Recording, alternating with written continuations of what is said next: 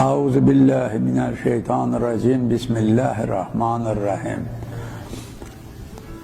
Esasen kendimizin kadim dövr tarihi, orta əsrlər və müasir dövr tarixi haqqında məlumat verilir və kəndimizdə olan mədəni abidələr, tarixi abidələri yaranması, tikilməsi haqqında məlumat verilir. Həmçinin kəndin qədim dövrə aid olan tayfalar haqqında geniş məlumat verilir və açıqlanır. Və sonraki dövrlərdə kənddən çıxan ziyalılar haqqında məlumat verilir. Ümumiyyətlə, Xilə kəndinin tarixini 3 hissəyə bölmək olar. Başın girişi 3 hissə. Birinci hissə, ən qədim dövrə aid olan hissədir ki, Xilə kəndinin yaşayış məskəni kimi bizim eradan çox-çox əvvəl 10 min illərlə, 100 min illərlə hesablanan, bax bilmək olur, insanların məskunlaşmasından söhbət gedir. Çünki Xilə kəndində məskunlaşmanı başa düşmək üçün biz Abşeron yarımadasında olan insanların burada yaşayış tərzini nəzərə almalıyıq. Elə bizim gözümüzün qabağında Qobustanı götürsək, görərik ki, Qobustanda olan tarixi abidələr, daş abidələr bizi 1000 illərlə, 10 min illərlə o tərəflərə aparır. Və insanların sonradan bu yerlərdən yayılması özü buna bir sübutdur.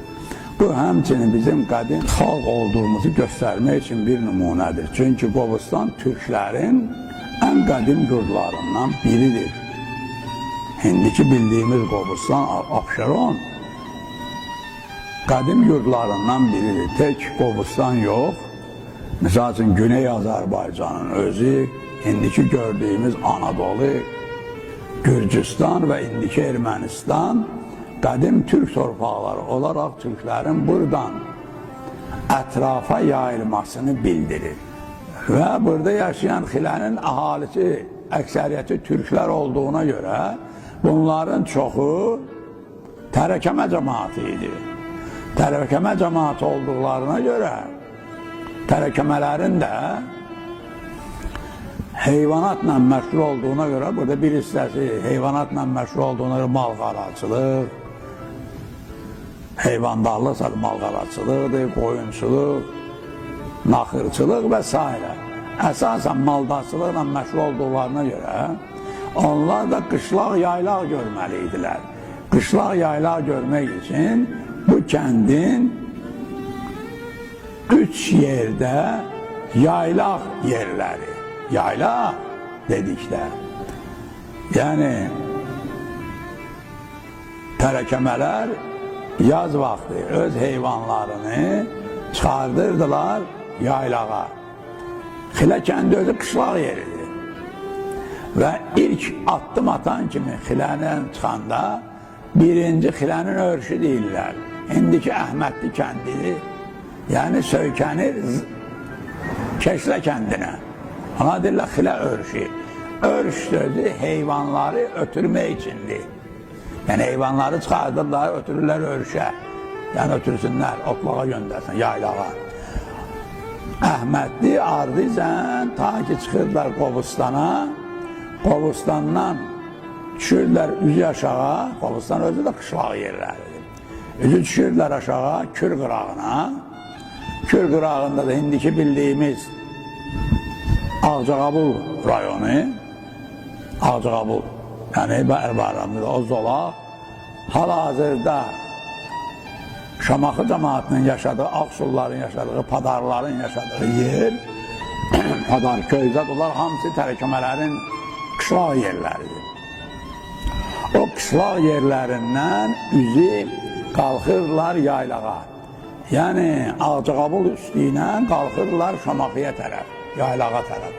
Şamaxıya qalxanda əsasən yaylaq yerləri, yəni Şamaxının kəndi var, Göylər kəndi.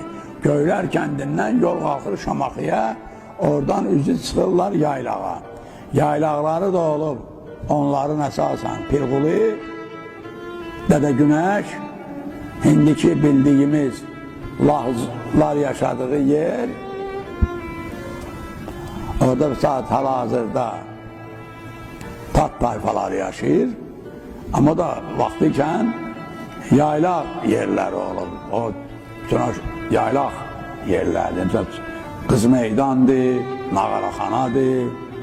Bunlar hamısı yaylaq yerlərdir. Yani heyvanatların utanması, Pirqulun özüdür. Bunlar hamısı yaylaq yerlərdir xiləllərin. Xiləllərin bir də yaylaq yerləri dəvətçiyə yaxın olan yerlərdir. Altağazı, Xızıdır. Bunlar xiləllərin yaylaq yeri. Bir yaylaq yeri də xiləllərin Quba tərəfdədir, Qubanın özündədir. Qubadan aralı olan Əmsar kəndindədir. Əmsar kəndi də xiləllərin heyvan yataq yeri olub, yəni yaylaq yerlər olub, qışlaq yaylağa. Çünki bura vaxtıkən Şirvan ərazisi olduğuna görə Bakı nahiyəsi Şirvana daxil olduğu üçün və ona görə də çox adamlar elə bilir ki, insanların çoxu Şamaxıdan köçüb bura. Yox, burada insanlar olur. Şamaxıdan da bura gələn ola bilər. Amma o demək deyil ki, köçük əhali Şamaxıdan gəlməyib, yerli cəmaat olub. Əksinə, buradan yayılıblar başqa yerlərə. Xilə kəndində olan tarixi abidələr qədim dövrə aid olan abidələrdən biri Nizaməddin Caməsidir. Nizaməddin Caməsi cami olmamışdan xeyli əvvəl, çox əvvəl bir ibadətgah idi. Allaha tapınan bir yer ibadətgah. Çünki cami özü 3 hissədən ibarətdir. Orta hissəsi bizim eradan əvvəl tikilmişdir. Yəni onda Nizaməddin Caməsi adlanmırdı. Çünki orada nə Nizaməddin var idi, nə də onu adlandırmaq da qeyri-mümkün olmaz idi. Amma o abidə var idi və o abidə ibadətgah olduğuna görə, yəni həmin abidə ilkin ibadətgah, yəni Allaha tapınan ilkin ibadətgah, bir, tək Allahı, vahid Allah'a tapınma üçün olan ilk ibadətgah idi. Sonradan onlarda biz görürük ki, Musəvilik dininə uyğun olan vaxtı çevrilen ibadətgah, İsəviliyi vaxtında İsəviliyə çevrilen ibadətgah olub, İslam dini olanda isə 9-11-ci əsrlərdə cami kimi başlayıblar istifadə etməyə. Qəsəbə Sovetinin qarşısında olan qəbirstanlıq bizim eradan 2500 il, 3000 il və öncə salındığı məlumdur. Bu qəbirstanlığın divarlarında, yəni hal-hazırda parka çevrilen divarlarında olan qəbir daşları buna bir misal olaraq göstərmək olar. Hələ o qəbirstanlıqda arxeoloji qazıntılar aparılarkən oradan bir qul heykəli çıxmışdır. O qul heykəli qədim Oğuz Qıpçaq tayfalarına bənzər bir insanın heykəli. Sonradan həmin heykəl Səttar Bəhlulzadə tərəfindən tarixçi alim Sara Aşurbeyliyə verilmişdir. O hazırda yəqin tarix muzeyində durur. Xilə sözünün mənası hülə sözündəndir. Hülə boyunbağda olan qiymətli bir əşyadır. Digər tərəfdən bəzi araşdırıcılar xilə sözünü çox vaxt xalac tayfalarının adı ilə götürürlər. Xalac, yəni Oğuzların bir boyudur, Türk boyudur. Hal-hazırda Əlbayramlıda, Səlyanda və Xızı tərəfdə olan kənd adları, bu kənd adları, həmin bu xalac sözü, bu kənd adları Qubadlıda, Ordubadda və Güney Azərbaycanda da bu adlarla, halac adları ilə tayfalar yaşayır. Eyni tayfalar, boylar. Bir ucu da gedir onun çıxır Orta Asiya. Yəni Türkmenistan, Özbekistan, indiki Çinin ərazisində olan Uyğuristanda da bu tayfalar yaşayır. Üçüncü bir mənası xilənin Darül İlumdur. Darül İlum mənası elmlərin universiteti, akademiyası olan bir ərazi. Bu da onu göstərir ki, Xilə köy olmayıb. Xilə bir şəhər olub. Şəhər olduğuna görə, onun mədəniyyəti olduğuna görə, yəni burada elm, ürfan, mədəniyyət inkişaf etdiyinə görə, yüksək olduğuna görə, buranın mədəniyyət ocağı, elm ocağı adlandırırlar, Darül İlum. Darül sözü 3 yerdə qeyd olunur.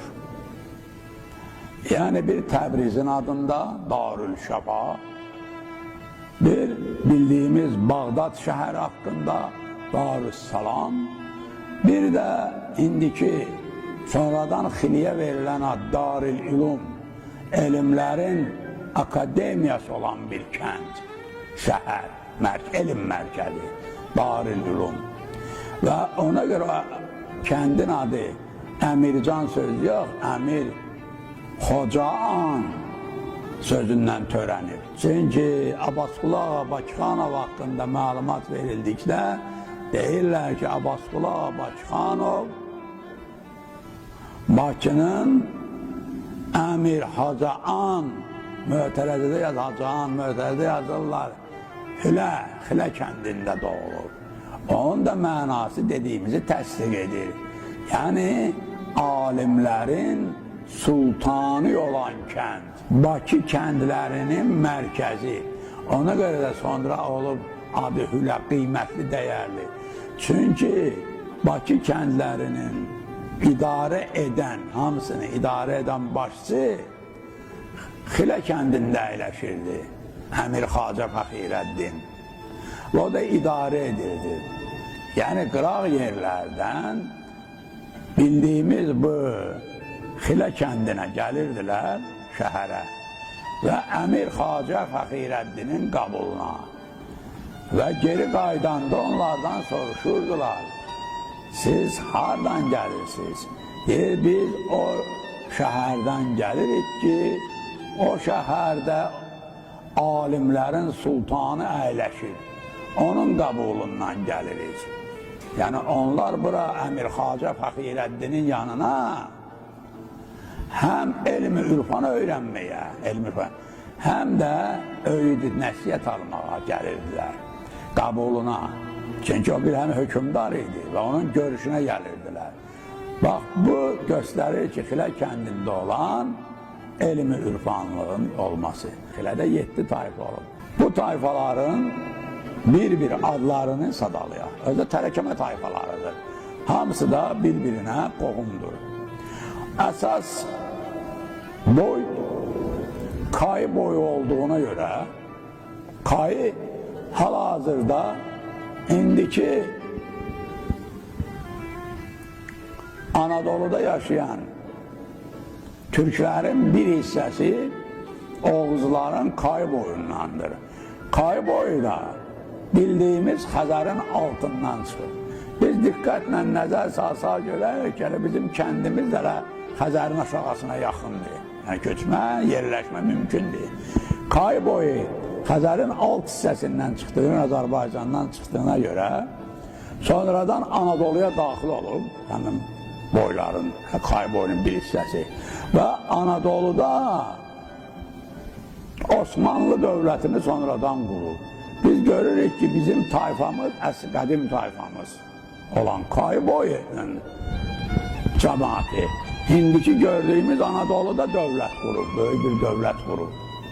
Və həmin Kayı ona görə, Xilərlərin Kayı boyundan olduğuna görə, ona görədir ki, Xilərlərlə elmi söhbət aparanda, onlara gəlsən haqqı söyləməyi bacarmasan, on səninlə razılaşmayacaq. Və bərk, qaya kimi qarşında dənəcək. Və atalar sözdə burada əmələ gəlir ki, baş qayaya rast gəlmişdir. Ona görə Xilərlərə çox vaxt deyirlər, qaya kimi bərk olan, diyanan qarşı-qarşıya diyanan adamlar. Və bu bir tarixi məlumat da Hal-hazırda qəsəbə sovetindən yuxarıda 7 qoç qoyulub. 7 qoç həmin tayfaların rəmzini bildirir. Xilədə əsasən birinci ilkin tayfa Dəmirqaya tayfasıdır. İkinci tayfa Şəriflidir. Həmin Şərifli ki, hal-hazırda Nizaməddin caməsini tikdirən, təmir elətdirən 14-cü əsrdə Əmir Xacə Fəxirəddin Şərafəddin Nizaməddin onun adı ilə bağlıdır. Şəriflilər də böyük bir nesildir, o da qayıdan törənişdir. Üçüncü nəsil, üçüncü tayfa, böyük tayfa Bünyadlıdır. Bünyadlı hal-hazırda qəsəbə sovetinin qarşısında olan məscidi tikirənlər Bünyadlı tayfalardır. Dördüncü tayfa Şıxlardır. O Şıxlar ki, onda o tayfadan Mirzə Əbu Turab kimi bir axund 19-cu əsrdə çıxan bir din xadimi çıxmışdır. Beşinci tayfa Tilimxanlıdır. O Tilimxanlı ki, sözün mənası Tilim, Xaqan sözündəndir. Yəni o da vaxtıkən Xilədə bir tayfa başçısıdır. Həmçinin böyük bir əmir titulu daşıdığına görə Tilimxanlı, o da Xaqanlıq sözündən götürür, xan sözündən. Altıncı tayfa Sultan Abadlıdır. Onlar da Türk boylarından biridir, Oğuz boylarından. Onların da kökü gedir çıxır Əfşarlara. Yeddinci tayfa İsfəndaroğulları, İspəndərlidir. O da Türk boylarındandır. Yəni 7 tayfanın 7'si də Oğuz boylarından törənişdir.